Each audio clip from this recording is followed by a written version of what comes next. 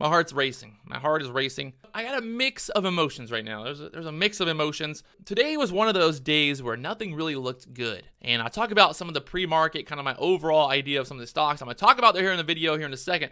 But you'll see at the end of the video, I almost lost $3,000, maybe $4, $5, $6,000. This trade could have been very, very bad. And I'll make it very clear to you guys that what I did in this video is not safe. It is not conducive to being a profitable day trader. I want you guys to learn from this. I want you to see exactly what I did wrong. And I need to make sure that mentally I'm not looking at this like, hey, I'm so good. I can day trade. I can get out of a loss. I was red. I was able to get out. I'm so smart. I don't want that emotion. I don't want to train my brain to do that. I need to train my brain to, to not do that, to not do what I did. And you'll make a really bad trade like I did today, and you still make money, and you walk away green, and you're like, yeah, it was a bad trade, but I'm a good day trader. I'm able to get in. I'm able to get out. I'm a smart person, right?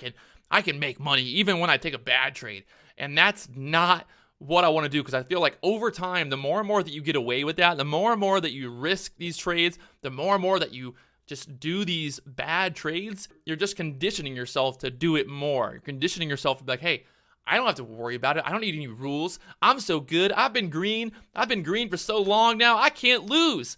And you're going to see I almost lost today. This would have been my first big red day of the month, because I want you guys to see my losses, and I want you to see the overall just journey, the battle that I'm going through right now. And today is a perfect example how you should never reward yourself for taking a very bad trade. Even if you're able to walk away green, that is not a reason to reward yourself for being green. That is not the way to day trade. You should not feel good about taking a risky trade and making it green. And that's what I'm trying to do right now. I'm trying to basically discipline myself. I'm going to go put myself in the corner. I'm going to go sit in the corner for a couple hours and stare at the wall. I'm going to do extra weight. I'm going to do extra reps today. And the whole time I'm going to focus on that simple idea of, Patrick, what were you thinking? You need to be disciplined. I don't know. I feel like going to the gym and just working out really, really hard will be a good way to discipline myself, at least that when you do stupid things, when you force trades, when you chase, there's a really good chance that you might lose, or there's a really good chance that you might blow up your account. And that's what you guys are going to see in this video. You're going to see a perfect example of what happens when you don't follow the rules.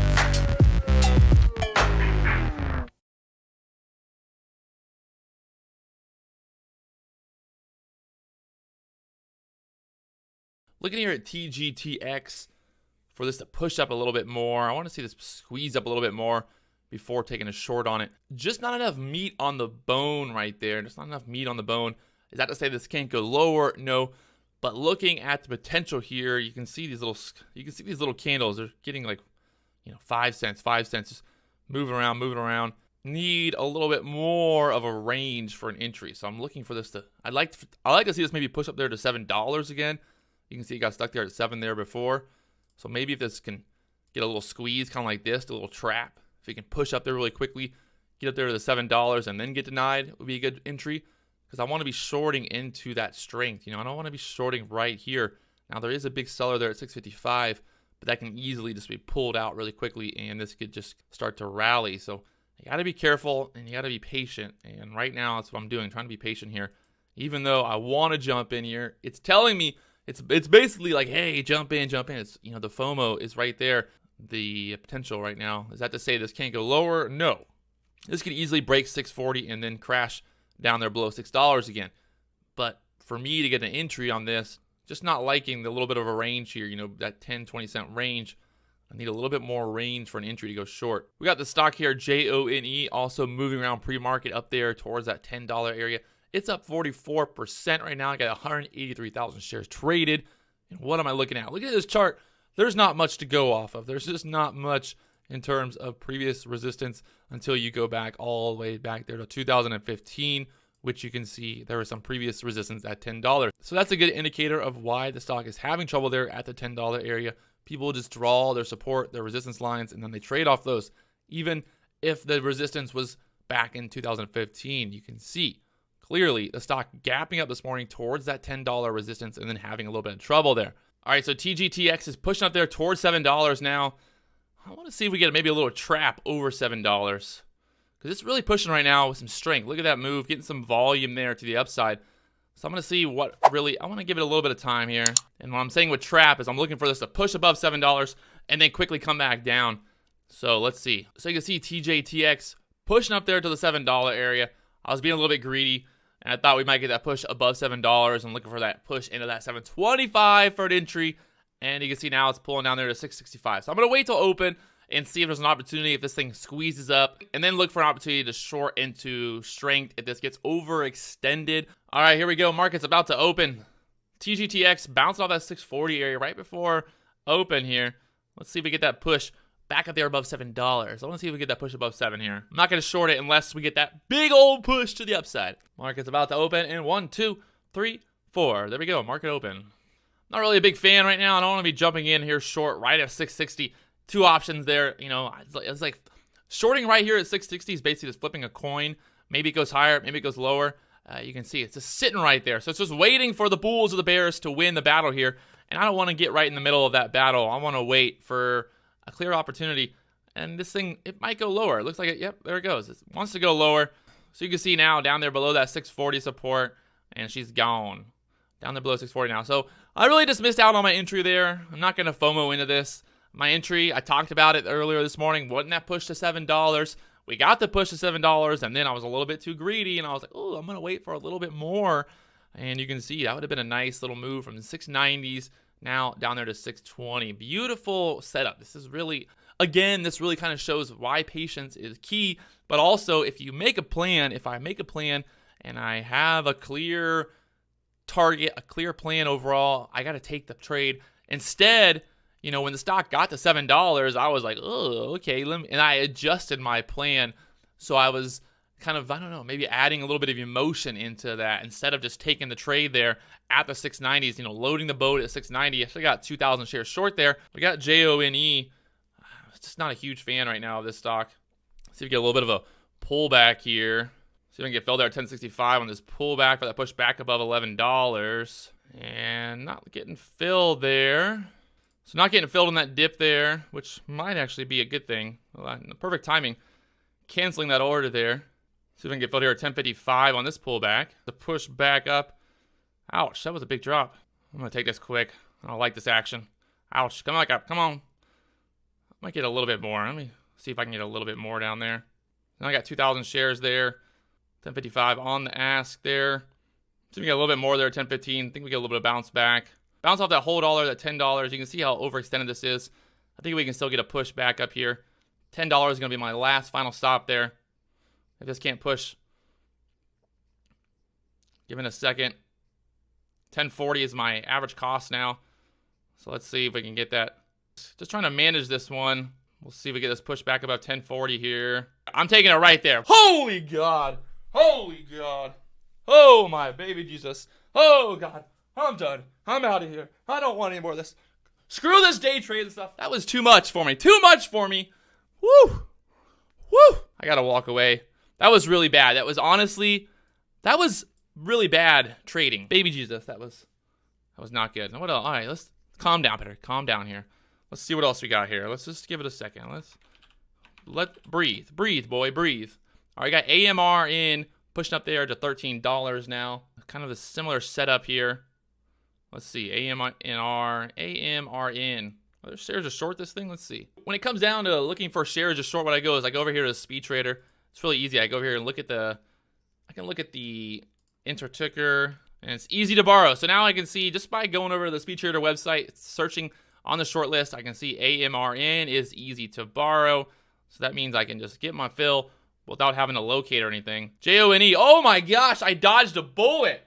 I gotta walk away after that. I'm putting myself in timeout. This was terrible. Terrible, Patrick. I want you guys to see exactly what I did wrong here. Really, what I did wrong here was, like, what was I doing? Trying to buy? Terrible. That was not the buy. The buy was here, bouncing off the EMAs. This would have been a dip buy. Boom, boom, boom, buying off that $10 support. But what was I doing? I was chasing it. Wow. You can see how easily this could have went against me. I want you guys to see how easy this could have been. Very, very bad. I want this to be very clear. This is not the way I should be trading. This is how you blow up your account. This is how you lose a lot of money. That could have been, if I had 3,000 shares, $3,000, $4,000 loss. I dodged a massive bullet, not gonna lie. Dodged a massive bullet here on JONE, and that's bad. I gotta put myself in check. Time to put myself in timeout. I'm sorry, everybody out there who watched. You can see my emotional breakdown, basically. Doing something very stupid. I got really lucky. The funny thing is someone's gonna comment in this video and be like, he never posts his losers. He never posts his losers. Well, trust me, I post my losers. I would have just posted that trade. I would have just showed you guys the JONE trade, but I got lucky. I took profit quickly. At that point, once I saw that we were holding this $10 area, you know, once I saw that move, I was just like, all right, I got to take this one more time. We're going to look at that $10. If this can't hold, I'm cutting my loss. I'll probably take like a $1,500 loss there. But if this thing pops back and I go from red to green, I'm taking profit. I'm in, I'm out. I'm not even thinking about it. I'm not even giving it a second. I'm in, I'm out. I'm hitting the bid. I'm dropping this baby. I'm taking it. And you can see JONE, that's exactly what I did. At that point, it was really just me trying to get out green. Even if I could get out break even, I would have gotten out break even. But we got that quick pop back up there, bouncing off the $10 support. And that's when I was like, all right, hitting the bid. I'm getting out of this thing. So you can see managing the risk there. Overall, you know, look at this chart. This thing gapped up big this morning.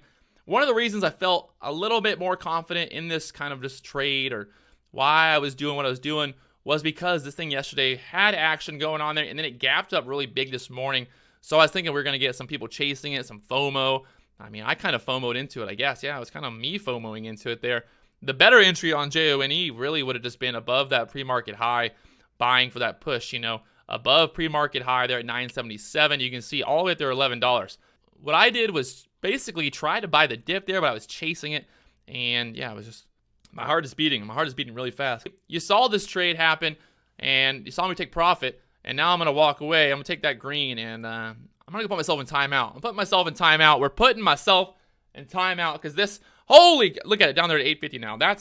I dodged a massive bullet today. No doubt about it. Dodged a massive bullet. Exactly how I don't need to be trading. This is exactly what I shouldn't be doing, and I did it. And I got really lucky. So no doubt about it. This was 100% pure luck. 100% pure luck. As this is going to be a great video for you guys to see what happens when you FOMO into a trade or you just chase it. Well, I wasn't even, you know what's funny is I don't think I even was looking at the actual EMAs at that point. I was just like, oh, it broke above 11. I'm going to buy the pullback here. And then boom, JONE, I'm just sitting here trying to absorb, trying to get my mind, my brain to focus on this trade so I can see like, hey, don't do this again. Don't do this. That would have been the entry. You know, if I was buying there off that EMA, off that whole dollar, that $10, just that whole dollar area, thinking we're going to get the bounce, this was the entry. This right here was chasing. This was FOMO.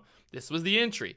Getting that push up there towards 11. Yeah, chasing it. I really should have stayed away from this stock. That would have really been the way to do it there. Just staying away from it. Down there to 620 low now.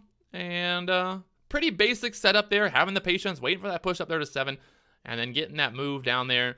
That's 620 now. So this was the trade to take today. The JONE trade, that was not a trade. This was 100% gambling. That's what this was. This was 100% me gambling and just having FOMO, forcing the trade. This is what happens when you break all the rules. I could have lost a lot of money there, and I'm trying to make that very clear for you guys to see the risk here and what I was doing. You know, really just risking way too much on this move. 3,000 shares on this stock was way too much risk. No doubt about it. And then my entry, just, you can see here, making $700, my commissions, my fees, and all that. I'm walking away. I'm closing it out. And I'm going to go to the gym. I'm going to go to the gym, and I'm going to make myself work a little bit harder today. I don't know. I'm going to do some kind of extra work. I'm going to do a little bit extra work just to really remind myself to not ever do this again, to don't be an idiot. It's time to put myself in timeout. I'm going to go put myself in the corner now. If you haven't already, hit that subscribe button and come along for this crazy whirlwind ride of day trading and all that fun stuff. Let's do it. Talk to you guys later on.